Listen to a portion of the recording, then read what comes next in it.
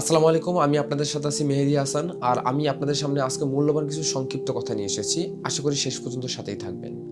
আমরা অতীতে অনেক ক্ষমতাধর রাজনৈতিক দলকেই ক্ষমতায় দেখেছি, কিন্তু এখন পর্যন্ত কখনো দেখিনি কোনো ইসলামপন্থী কোনো দল ক্ষমতায় এসেছে এই বাংলাদেশে।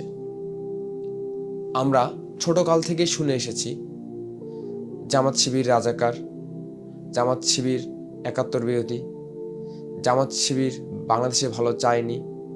তো অনেক কথাই আমরা এরকম শুনে এসেছি। যদি তাই হতো তাহলে স্বৈরাচারী শাসন ব্যবস্থার পরে, মানে 5 আগস্টের পরে থেকে আমাদের চোখে ধরা পড়তো যে জামাত শিবির যারা আছে তারা চাঁদাবাজি বা আরও অন্যান্য খারাপ কাজের সাথে লিপ্ত থাকতো, কিন্তু আমরা তা দেখিনি। তো আমি সেই জায়গা থেকে আপনাদেরকে একটাই মেসেজ দিতে চাই যে আমাদের এই বাংলাদেশটা 90% মুসলমানের দেশ। তো সেইখানে আমরা সবাই চাই ইসলামিক সংবিধান অনুযায়ী এই বাংলাদেশের শাসন ব্যবস্থা চালু হোক, কিন্তু আমরা এটা চাই না কোনো ইসলামীপন্থী কোনো দল বাংলাদেশে এসে বাংলাদেশকে সেই শরীয়ত অনুযায়ী নিয়ে যাক বা সেই সংবিধান তৈরি করুক। আমরা এটা চাই না। মুসলমান আমরা নামে, কিন্তু সংবিধান আমরা সেই ভারতের আগরতলা থেকে লিখিয়ে এনেছি। আমরা শুধু নামে মুসলমান। সংবিধানের দিক থেকে যদি বিবেচনা করি, আমাদের সেই বাংলাদেশের সেই অতীতের যে সংবিধান ছিল 71-এর পরে, সেই সংবিধান কিন্তু সেই ভারতের আগরতলা থেকে লিখে আনা হয়েছে। তাহলে কেন সেই হিন্দুত্ববাদীদের আমরা ওই সংবিধান অনুযায়ী আমাদের বাংলাদেশ চালাবো, যেখানে আমাদের 90% মুসলমানের দেশ? তো আমি মনে করি যে শাসন ব্যবস্থা আল্লাহর আইন মানে না, সে শাসন ব্যবস্থা কখনো ন্যায় বিচার নিশ্চিত করতে পারে না। আমরা ইসলামকে শুধু কবর আর মসজিদে বন্দি রাখতে চাই না। আমরা চাই ইসলাম শাসন করুক রাষ্ট্র, সমাজ এবং অর্থনীতি। পশ্চিমা সিস্টেম আমাদের পেট ভরাতে পারেনি, দিতে পারেনি ন্যায় বিচার। তাহলে কেন সে আমরা মানুষের তৈরি করা দুর্বল আইন নিয়ে পড়ে থাকবো? ইসলামিক শাসন ব্যবস্থা মানে জুলুমের শাসন নয়। ইসলামিক শাসন ব্যবস্থা মানে জুলুমকে কবর দেওয়া।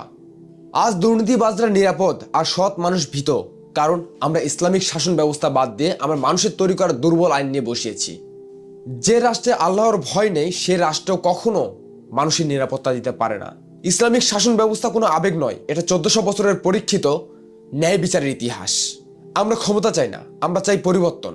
আর সেই পরিবর্তন শুধুমাত্র আল্লাহর বিধানের মাধ্যমেই আসবে। কোরআন হবে আমাদের সংবিধান, তবে হবে ইনসাফের রাষ্ট্র। মানুষের তৈরি করা আইন নয়, আমরা চাই আল্লাহর আইন। ইসলাম শুধু আমাদের পরিচয় নয়, ইসলাম আমাদের শাসন ব্যবস্থা। যেখানে ইসলাম নেই সেখানে কোনো শান্তি নেই। প্রিয় ভাই ও বোনেরা, আজকে আমি আপনাদের সামনে একটা প্রশ্ন নিয়ে এসেছি। আমরা মুসলমান, কিন্তু আমাদের সংবিধান কোরআনের সংবিধান? আমাদের শাসন আল্লাহর শাসন? আজ এদেশে চোর নিরাপদ, সৎ মানুষ লাঞ্ছিত, জালেম হাসে, মাজলুম চোখের পানি ফেলে। কেন জানেন? কারণ আমরা আল্লাহর আইন বাদ দিয়ে মানুষের তৈরি করা দুর্বল আইন নিয়ে বসিয়েছি সেই ক্ষমতার জায়গায়। ইসলামিক শাসন মানে তালেবানি ভয়ের গল্প নয়। ইসলামিক শাসন মানে ক্ষুধার্তর পেট ভরবে, বিচার দ্রুত হবে, শাসক কাঁপবে আল্লাহর ভয়ে। আমরা কোনো দলের দাস হতে চাই না, আমরা চাই আল্লাহর দাস হতে, যেখানে কোরআন হবে আমাদের সংবিধান, রাসূল হবে আমাদের আদর্শ। তো গলা উঁচু করে বলুন, আমরা জুলুমের সিস্টেম চাই নাকি আল্লাহর ন্যায় বিচার চাই? এখনই কমেন্ট করে জানিয়ে দিন। আর হ্যাঁ, অবশ্যই শেয়ার করে আরও 10 জনের কাছে পৌঁছে দিবেন। আপনার একটি শেয়ার আরও 100 জনের অনুপ্রেরণার কারণ হতে পারে। তো অবশ্যই লাইক, কমেন্ট, শেয়ার করে পুরো বিশ্বে ছড়িয়ে দিন। সবাই জানুক ইসলাম একটি পূর্ণাঙ্গ জীবন ব্যবস্থা, যেখানে কোনো ভুল নেই।